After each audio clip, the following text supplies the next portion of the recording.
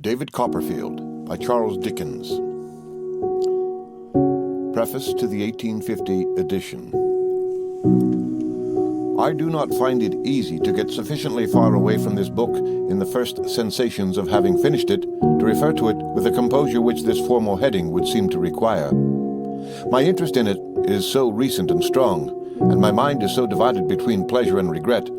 Pleasure in the achievement of a long design, regret in the separation from many companions, that I am in danger of wearying the reader whom I love with personal confidences and private emotions, besides which all that I could say of the story to any purpose I have endeavored to say in it.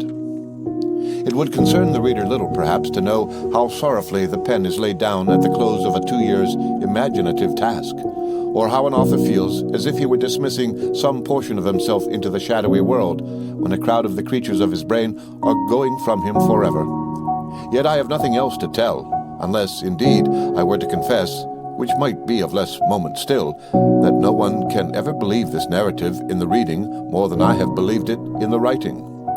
Instead of looking back, therefore, I will look forward.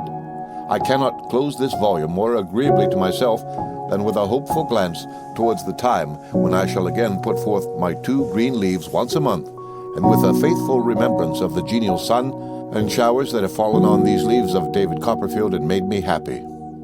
London, October 1850. Preface to the Charles Dickens edition. I remarked in the original preface to this book that I did not find it easy to get sufficiently far away from it in the first sensations of having finished it to refer to it with the composure which this formal heading would seem to require. My interest in it was so recent and strong, and my mind was so divided between pleasure and regret, pleasure in the achievement of a long design, regret in the separation from many companions, that I was in danger of wearying the reader with personal confidences and private emotions. Besides which, all that I could have said of the story to any purpose I had endeavored to say in it. It would concern the reader little, perhaps, to know how sorrowfully the pen is laid down at the close of a 2 years' imaginative task, or how an author feels as if he were dismissing some portion of himself into the shadowy world, when a crowd of the creatures of his brain are going from him forever. Yet I had nothing else to tell, unless indeed I were to confess, which might be of less moment still, that no one can ever believe this narrative in the reading more than I believed in it in the writing. So true are these avowals at the present day that I can now only take the reader into one confidence more. Of all my books, I like this the best. It will be easily believed that I am a fond parent to every child of my fancy, and that no one can ever love that family as dearly as I love them.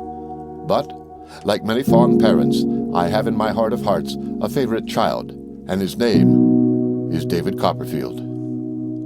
Charles Dickens, 1869.